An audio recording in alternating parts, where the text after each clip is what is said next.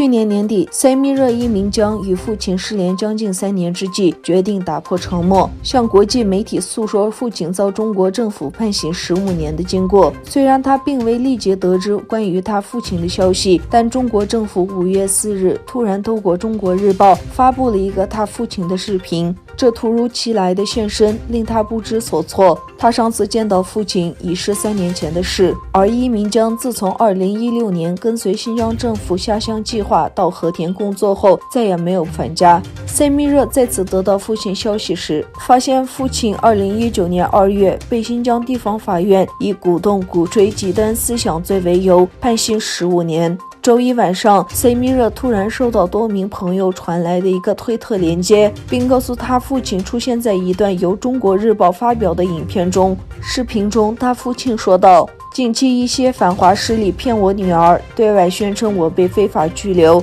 其实没有这种事，这是一种欺骗、胡说。我的生活很好，很健康，也很自由自在。”虽然他父亲已从狱中获释，但塞米热仍担忧他父亲是否真的获得自由。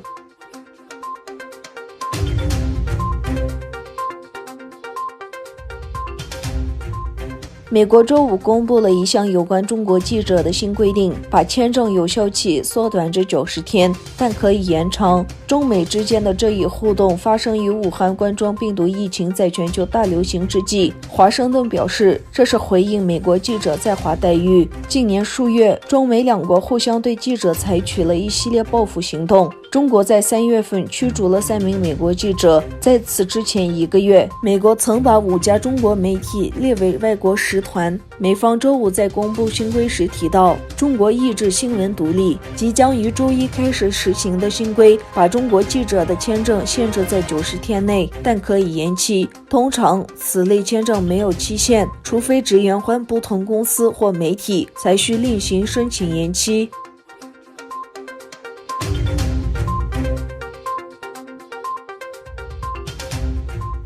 武汉肺炎疫情继续在全世界肆虐，联合国安理会呼吁冲突地区停火抗议的决议被美国否决，中美分歧是背后的主因。据报道，联合国安理会原计划通过一份停火抗议决议，旨在呼吁战乱地区冲突各方暂停交火，以集中资源用于抗击疫情。该决议草案遭到美国否决。据悉，草案中关于世界卫生组织的描述是美国阻止表决的动因。美国外交官在会后透露，和中国的持续分歧是华盛顿决定否决这一决议的原因之一。过去，美国曾指责中国多次封锁安理会决议。据了解，此次被美方阻止的草案自3月以来一直是谈判的焦点。草案旨在表明全球支持联合国秘书长的呼吁，即停止在冲突地区展开敌对行为，使各国政府能更好地应对疫情。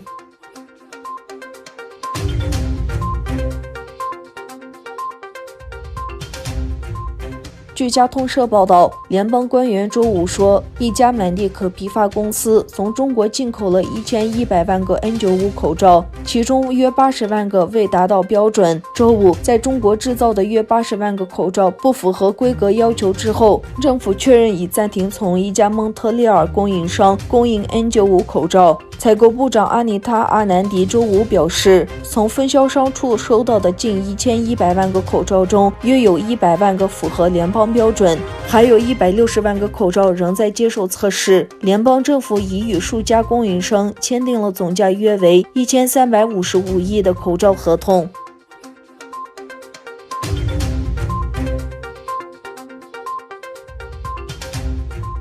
联合国周五指控叙利亚伊斯兰国等组织利用武汉肺炎疫情变本加厉地对平民施暴，并称这种情况犹如已启动的定时炸弹。联合国人权事务高级专员巴切莱特表示，我们天天都接获叙利亚各地传来的报告，与锁定目标的狙杀和引爆有关，而许多这类攻击发生在人口稠密的地区。他强调，叙利亚暴力增激的同时，全世界正倾力遏制疫情传播。